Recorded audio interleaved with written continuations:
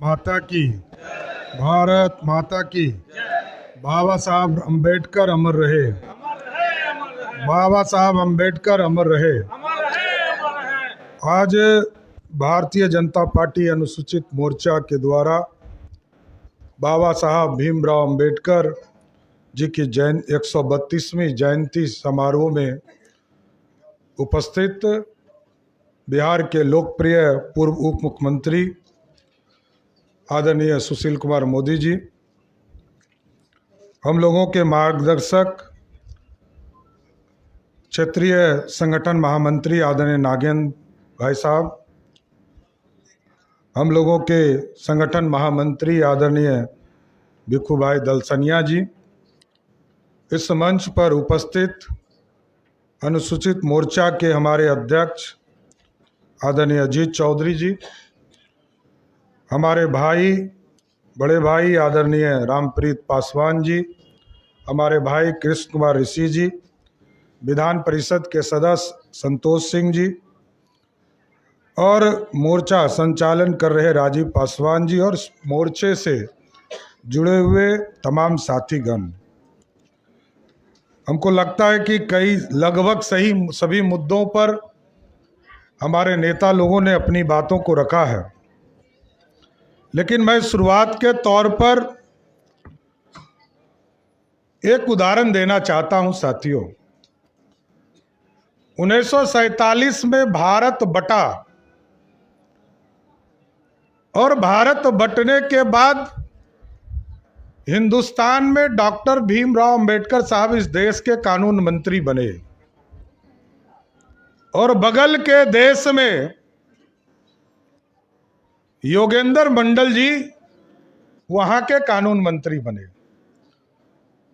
दोनों अनुसूचित समाज से आते थे, दलित समाज से आते थे और दोनों के इतिहास को आप समझिए।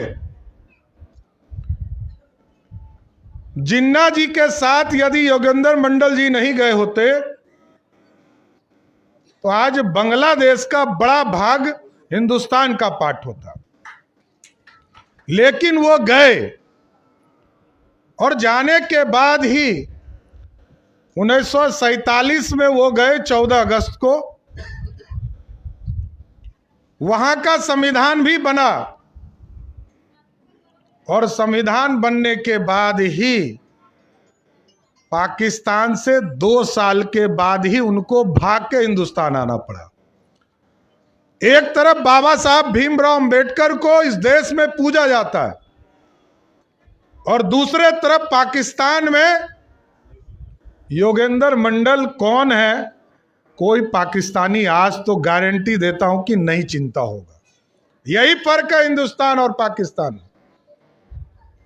और बाबा साहब भीमराव अंबेडकर साहब, जिन्होंने अंग्रेजों के गुलामी को भी देखा और हिंदुस्तान को के संविधान को भी बनाने का काम किया,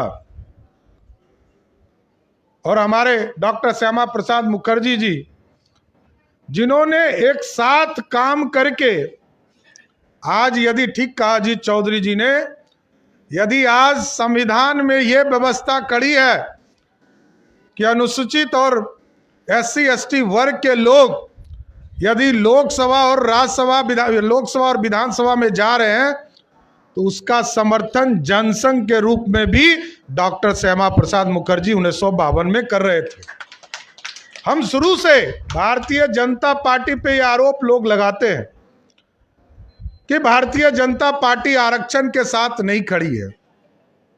हम उनको ये बता देना चाहते हैं, बिहार में एक पार्टी है जिसका 15 साल बिहार में राज चला, वो कहती है कि हम संविधान की रक्षा करना चाहते हैं, आरक्षण को बचाना चाहते हैं, लेकिन आपको जानकर साथियों आश्चर्य होगा कि 15 साल के लालू प्रसाद जी के राज में किसी वर्ग को कभी कोई आरक्षण उस पार्टी ने नहीं देने का काम किया। लेकिन भारतीय जनता पार्टी का स्पष्ट संदेश रहा है, चाहे वो 1950 में आरक्षण की शुरुआत हुई, तब भी संविधान जब बन रहा था तब भी डॉक्टर श्यामा प्रसाद मुखर्जी जी उसको समर्थन कर रहे थे। और बाद में अटल बिहारी वाजपेयी जी के नेतृत्व में जब एनडीए की पहली सरकार बनी, तब भी जब SC/ST एट्रोसिटी एक्ट आया, दलित समाज को नौकरी में प्रमोशन में व्यवस्था की गई, तब भी अटल बिहारी वाजपेयी की सरकार थी जो इसको समर्थन करने का काम कर रही।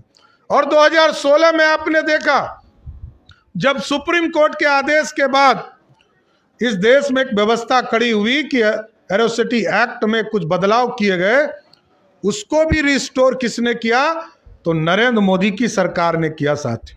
इसलिए जो लोग ये बोलते हैं उनसे यह जरूर पूछिए, भारतीय जनता पार्टी के एक एक कार्यकर्ताओं से मैं आग्रह करूंगा कि जब राष्ट्रीय जनता दल के लोग मिले, उनसे पूछिए कि तुमने किसको किसको आरक्षण दिया। आदरणीय सुशील जी यहाँ बैठे हैं, ये लोग जब सरकार में आए 2005 में, आदरणीय सुशील जी के नेतृत्व में भाजपा भारतीय जनता पार्टी का नेतृत्व था, तब पहली भी आरक्षण की बात व्यवस्था हुई। 2001 में पंचायती राज का चुनाव हुआ, नगर निकाय का 2002 में चुनाव हुआ, किसी को कोई आरक्षण नहीं था साथियों। कोई चिंता करने वाली बात इन लोगों के लिए नहीं थी। ये लोग सत्ता से जब बाहर जाते हैं तब इन लोगों को चिंता हो जाती है कि हम जो है दलितों का सम्मान बढ़ाना चाहते हैं, अति पिछड़ों का सम्मान बढ़ाना चाहते हैं। अरे अब तो 9 बरस हो गए। सुशील जी ने तो कहा कि हम गारंटी देते कि 100 साल तक, जब तक दलित समाज आगे मुख्यधारा में नहीं आएगा तब तक आरक्षण रहेगा। अरे हम तो 9 बरस से एब्सोल्यूट मेजोरिटी में केंद्र की सरकार चला रहे हैं, और आदरणीय नरेंद्र मोदी जी के नेतृत्व में कभी भी दलित के जो विरोध करेगा उसके खिलाफ कार्रवाई करने का काम किया जा रहा है। साथियों, लेख चर्चा इन लोगों ने कुछ दिन पहले चलाया, जिसको आदरणीय रामप्रीत पासवान जी ने उठाया, कि छात्रों को स्टेफन जो छात्रवृत्ति है उसको बंद कर दिया गया। ऐसा कुछ नहीं है। पहले क्लास से लेकर 8वें क्लास तक की जो व्यवस्था टू एजुकेशन, बच्चे को सभी को मुफ्त शिक्षा देने की व्यवस्था है। 9वीं 10वीं में ऐसी व्यवस्था नहीं थी, तो उसके लिए भारत सरकार ने अलग से प्रोविजन किया है और सभी राज्यों को आज भी बिहार में मिल रहा। इसलिए कोई इस तरह की गलतफहमी यदि पैदा करती है तो भारतीय जनता पार्टी के कार्यकर्ता, हमारे नेता इसको जरूर स्पष्ट तौर पर बताएं कि कोई ऐसी व्यवस्था नहीं है जिससे नरेंद्र मोदी जी दलित को अपने से अलग रख सकते। दलित समाज को जोड़ना चाहते हैं और डुप्लीकेसी नहीं हो, इसलिए एक व्यवस्था किया गया कि सबको, सभी बच्चों को पहले क्लास से लेकर 8वें क्लास तक सभी को मुफ्त शिक्षा मिलता रहेगा। इसलिए साथियों, जो लोग ये फैलाने का काम कर रहे हैं कि आज कि आरक्षण का परसेंटेज बढ़ाना चाहिए, इसको भी एक चिंता का विषय है, इसमें कहीं दो मत नहीं। आपका जातीय जनगणना आज यदि बिहार में हो रहा है, उसमें भी भाजपा का बड़ा योगदान है। जातीय जनगणना कब हुआ?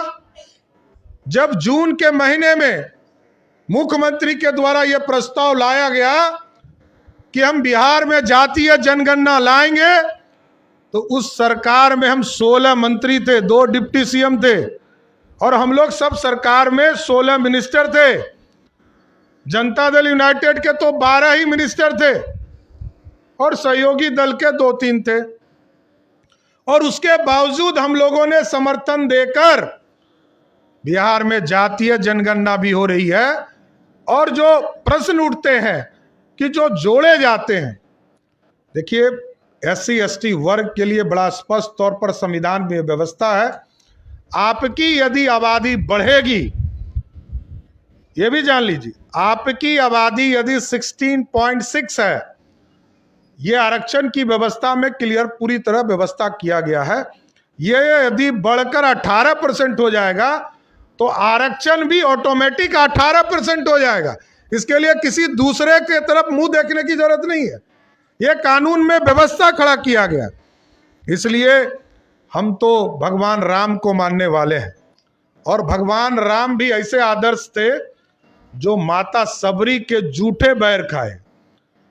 और इस पूरी भारतीय जनता पार्टी की संरचना भी स्पष्ट है कि भगवान राम को इसलिए हम पूछते हैं जिनको अपने सगे पिता ने कहा कि आपको वनवास जाना है बिना कोई अपराध के। इसलिए मर्यादा पुरुषोत्तम राम पर बहुत से लोग प्रश्न उठाते कि सांप्रदायिक है। बाबा साहब भीमराव अंबेडकर साहब ने ही भगवान राम को संविधान के पहले पृष्ठ पर स्थान दिया साथियों, किसी दूसरे भगवान को नहीं दिया।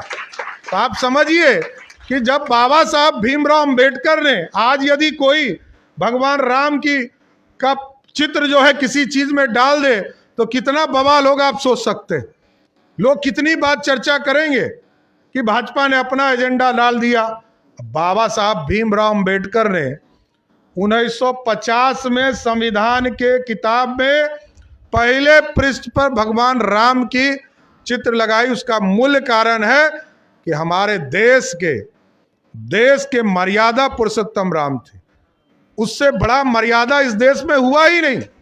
इसलिए साथियों, ये पूरी तरह स्पष्ट है कि आज बाबा साहब भीमराव अंबेडकर के जयंती के समारोह में हमको जाने का मौका मिला। अभी सुशील जी ने 5 पुण्य पंचतंत्र के बारे में चर्चा किया, तो मैं भी मुंबई के प्रवास पर था और मैं चैत्य भूमि पर गया। अभी एक भव्य पूरा स्थान बनाने का काम किया जा रहा है और आप सोचिए कि मुंबई जैसे शहर में एक निजी मिल को भी खरीद कर वहाँ की सरकार ने देवेंद्र फडणवीस जी और एकनाथ शिंदे की नेतृत्व में और आदरणीय नरेंद्र मोदी जी के मार्गदर्शन में उन लोगों ने तय किया है 5 एकड़ जो अभी बम्बई का कितना भी कीमती जमीन होगा, उस पूरे जमीन को खरीदकर वहां पर भव्य अंबेडकर जी की मूर्ति लगाने का काम की शुरुआत किया जा रहा है। हमको जाकर वहां अंबेडकर साहब के मूर्ति के सामने आशीर्वाद लेने का मौका मिला। इसलिए हम अजीत चौधरी जी को विशेष तौर पर धन्यवाद देते हैं कि ये भी मैसेज दीजिए। आपने बहुत से थ्योरेटिकल चीज़ों को बताने का काम सभी मोर्चा के साथियों को किया है और ये भी बताइए कि अंबेडकर साहब को जब छुआछूत की स्थिति थी और वो बहुत गरीब घर से भी आते थे, उनको पढ़ाने के लिए किन लोगों ने सहयोग किया? जो बड़ौदा के परिवार के लोग थे, आपको गायकवाड़ परिवार था, उन लोगों ने उस जमाने में स्कॉलरशिप देकर उनको इंग्लैंड और अमेरिका भेजने का काम किया। साथ ये भी हमको बताना चाहिए। और छुआछूत हम ही लोगों ने किया था, कोई दूसरे लोगों ने कि नहीं किया था। यदि किसी ने छुआछूत की बीमारी को बताने का काम किया तो अंबेडकर साहब को इसके लिए विशेष तौर पर धन्यवाद देना चाहते हैं। ये देश हमारा है और इस देश को श्रेष्ठ बनाने का काम आज यदि कोई कर रहा है तो देश के यशस्वी प्रधानमंत्री आदरणीय नरेंद्र मोदी जी हैं, जो इस देश को मजबूती के साथ खड़ा कर रहे हैं।